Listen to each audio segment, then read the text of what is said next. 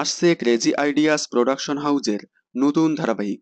জি বাংলায় organic studio production হাউজের পুবের ময়না ধারাবাহিকের পর আসছে ক্রেজি আইডিয়াস প্রোডাকশন হাউজের নতুন ধারাবাহিক, যে প্রোডাকশন হাউজের আন্ডারে জি বাংলায় চলছিল এই পথ যদি না শেষ হয়, গৌরী এলো এবং রাঙ্গাবু। ক্রেজি আইডিয়াস প্রোডাকশন হাউস এই নতুন ধারাবাহিক নিয়ে ফেসবুক পেজে সেকেন্ড ইনিংস নিয়ে পোস্ট করলে অনেক দর্শকেরা ভেবেছিল হয়তো সবার প্রিয় জুটি উর্মি সাত্তকী আবারও কামব্যাক করতে চলেছে। কিন্তু না, অবশেষে জানা গেল ক্রেজি আইডিয়াস প্রোডাকশন হাউজের নতুন ধারাবাহিকে প্রধান চরিত্রে কাদেরকে দেখা যাবে।